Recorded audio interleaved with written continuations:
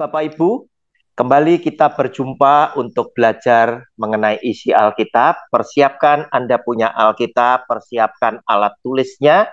Hari ini kita akan membahas satu judul yang saya beri nama Gaya Hidup Tuhan Yesus. Siapa yang sanggup mengikutinya?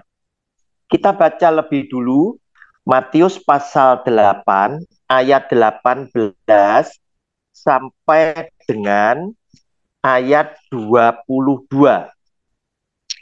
Ketika Yesus melihat orang banyak mengelilinginya, ia menyuruh bertolak ke seberang. Lalu datanglah seorang ahli Taurat dan berkata kepadanya, "Guru, aku akan mengikut engkau kemana saja engkau pergi." Yesus berkata kepadanya, "Serigala mempunyai liang dan burung mempunyai sarang, tetapi anak manusia tidak mempunyai tempat untuk meletakkan kepalanya." Seorang lain, yaitu salah seorang muridnya, berkata kepadanya, "Tuhan, izinkanlah aku pergi dahulu menguburkan ayahku." Tetapi Yesus berkata kepadanya, "Ikutlah aku, dan biarlah orang-orang mati menguburkan orang-orang mati mereka." Bapak Ibu, kita tahu bahwa agama itu tidak menyelamatkan. Tetapi orang Kristen yakin dia diselamatkan oleh karena kasih karunia daripada Yesus Kristus Tuhan. Yesus Kristus Tuhan berkata, bersabda, siapa yang akan masuk ke dalam kerajaan surga bukanlah setiap orang yang berseru kepadanya, Tuhan, Tuhan. Tetapi dia jelas katakan, yang masuk ke dalam kerajaan surga adalah setiap orang yang melakukan kehendak Bapakku. Nah, di sini jika kita kaitkan ya dengan kata-kata sebutan, Anda dan saya disebut orang Kristen sebab saudara dan saya punya gaya hidup seperti Kristus. Sehingga orang yang punya gaya hidup seperti Kristus pada waktu itu di Antioquia disebut Kristen. Kita lihat dulu ayatnya. Kisah Rasul 11 ayat 26. Mereka tinggal bersama-sama dengan jemaat itu 1 tahun lamanya. Mereka itu adalah para rasul, Paulus dan teman-teman. Sambil mengajar banyak orang. Di Antioquia lah murid-murid itu, ya, jemaat yang diajar tadi, untuk pertama kalinya disebut Kristen. Bapak Ibu, kata-kata Kristen, sebutan Kristen adalah kata-kata dari orang yang tidak suka kepada Yesus Kristus Tuhan. Ini adalah kata olok-olok, ya, mengolok-olok, ya, para murid tadi, oleh karena mereka melihat gaya hidup ya para rasul, para murid tadi seperti gaya hidup Yesus Kristus Tuhan, sehingga mereka disebut Kristen. Anda dan saya adalah orang yang bangga ketika ditanya, Bapak Ibu, Anda agamanya apa? Oh, saya orang Kristen. Nah, persoalannya, sudahkah Anda dan saya mempunyai gaya hidup seperti Tuhan Yesus, sehingga Anda dan saya layak disebut Kristen? Nah, siapa yang sanggup mengikutinya? Ternyata Tuhan Yesus mengajarkan di dalam bacaan tadi, ketika ada ahli Taurat, orang Farisi ini tadi mau mengikut kepada Tuhan Yesus sejenak kasih kesempatan dia untuk berpikir. Kamu mau mengikut aku? Lihat, hati-hati. Yesus berkata kepadanya, serigala mempunyai liang dan burung mempunyai sarang. tetapi anak manusia tidak mempunyai tempat untuk meletakkan kepalanya. Bapak Ibu, artinya jika orang mau ikut dengan gaya hidup Yesus Kristus Tuhan, sudah siapkah Anda dan saya hidup sangat-sangat sederhana? Bapak Ibu, tentunya banyak yang protes di zaman sekarang.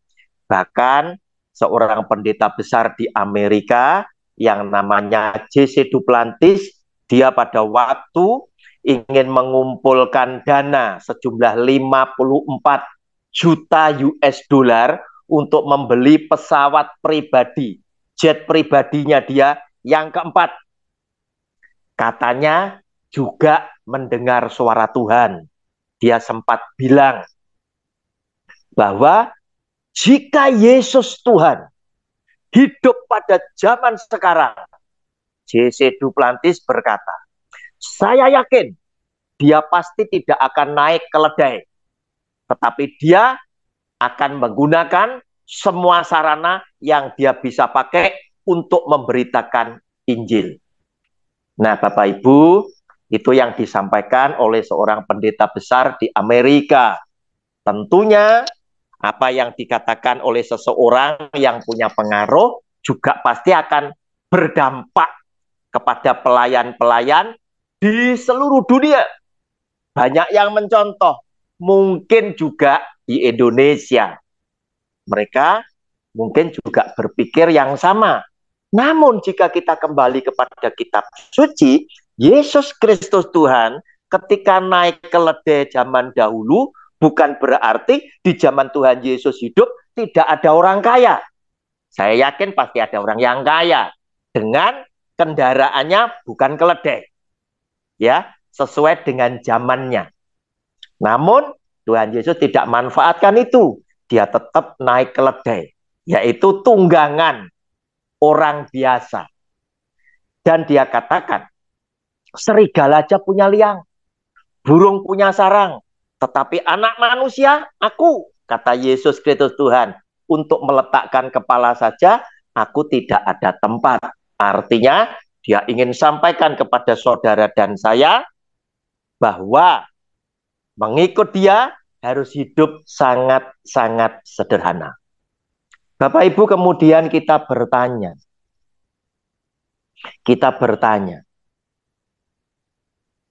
boleh tidak seseorang pengikut Kristus menjadi kaya?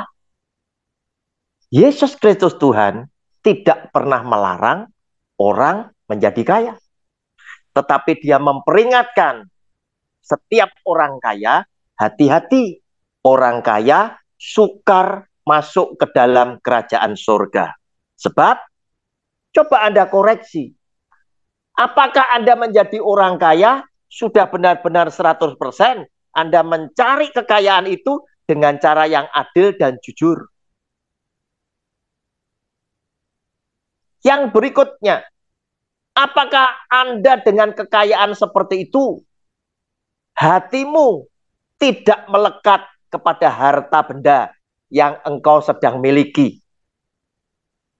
Ataukah dengan kekayaanmu itu tadi, engkau menaruh belas kasihan kepada orang-orang miskin dan orang-orang yang menghadapi kesulitan hidup, di mana Yesus Kristus Tuhan memperkenalkan jati dirinya kepada saudara dan saya dengan dia mengatakan, apa yang engkau lakukan terhadap salah seorang saudaraku yang paling hina ini, engkau sudah melakukan terhadap aku.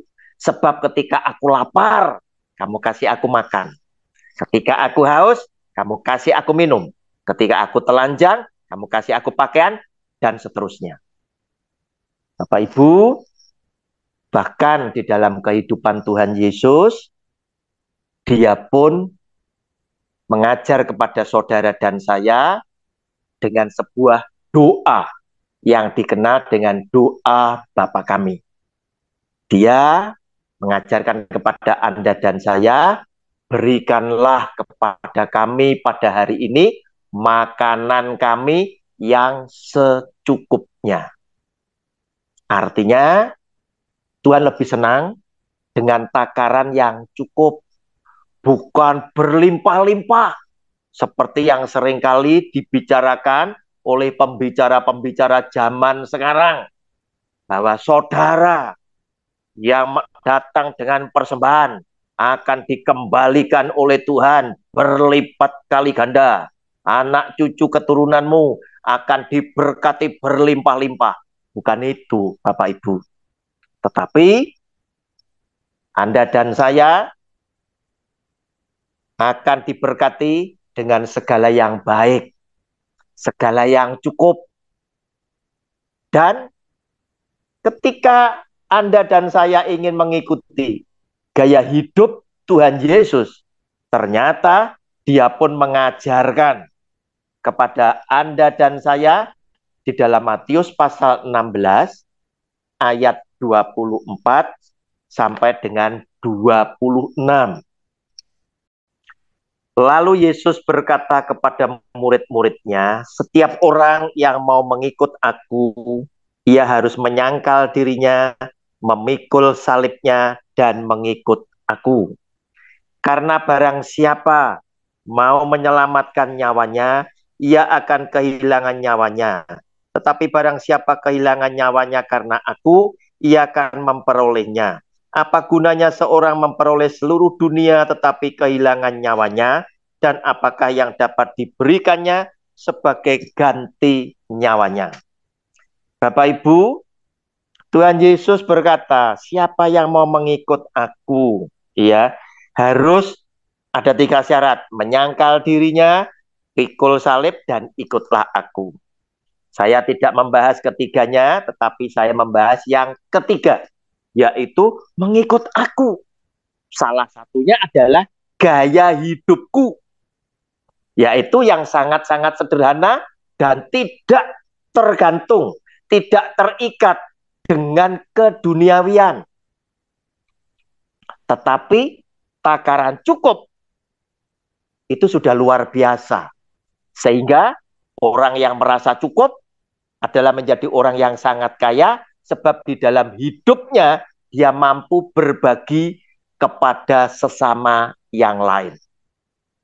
Bapak Ibu, berbahaya sekali orang yang selalu merasa tidak cukup, selalu punya target tahun depan lebih tinggi dari tahun kemarin, tahun depannya lagi lebih tinggi dari tahun kemarin, selalu merasa tidak cukup.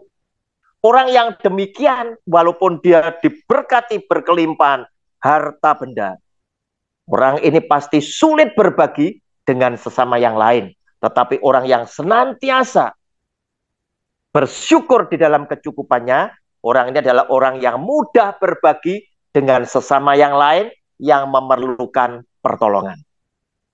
Bapak Ibu, ayat ke-26 memperingatkan orang-orang kaya, orang-orang ambisius, orang-orang yang kepingin selalu maju dan berkembang, termasuk para pengusaha, termasuk para rohaniawan, para pendeta yang sedang punya target, saya harus punya gereja sekian ratus, 100, 200, 300, dan lain sebagainya. Bapak Ibu, apa gunanya seorang memperoleh seluruh dunia tetapi kehilangan nyawanya? Dan apakah yang dapat diberikannya sebagai ganti nyawanya? Bapak Ibu, orang sukses belum tentu dikenan oleh Tuhan. Salah satunya contoh, ya. Mungkin sebuah merek gereja itu boleh berkembang. Jumlah cabangnya menjadi semakin banyak. Apakah menandakan dia adalah gereja yang dipakai oleh Tuhan, hamba yang dipakai oleh Tuhan? Belum tentu. Sebab kalau kita lihat di Jawa, hampir semua gereja besar buka cabang tidak pernah berani di tempat yang sedikit orang Kristennya. Semua buka cabang di kantong-kantong orang Kristen, khususnya yang ada di Pulau Jawa. Sehingga akibatnya banyak gereja-gereja kecil yang gulung tikar. Gereja-gereja hanya sedang berebut jemaat dan belum tentu jumlah orang Kristen bertambah banyak seperti yang diduga. Nah, Bapak Ibu, hati-hati. Itu adalah kesuksesan yang semu. Kesuksesan yang Tuhan tidak sukai. Sehingga dia ingatkan, apa gunanya seorang memperoleh seluruh dunia, tetapi kehilangan nyawanya. Dan apakah yang dapat diberikannya sebagai ganti nyawanya. Bapak Ibu, orang yang mengikuti gaya hidup Tuhan Yesus adalah orang yang dengan kecukupan dia mampu senantiasa bersyukur. Sebab seperti apa yang diteladankan oleh Tuhan Yesus selalu menaruh belas kasihan kepada sesama yang lain yang memerlukan pertolongan. Dan dia selalu mengulurkan pertolongan karena dia bisa melakukan, menjadikan orang ini lebih baik dari hari kemarin.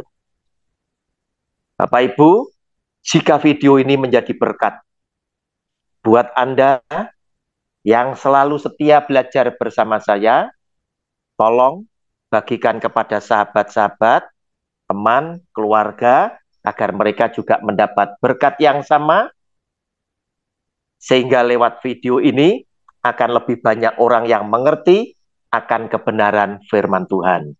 Yesus Tuhan kita sudah memberkati Anda bersama keluarga, sebagaimana Tuhan Yesus memberkati saya bersama keluarga. Amin.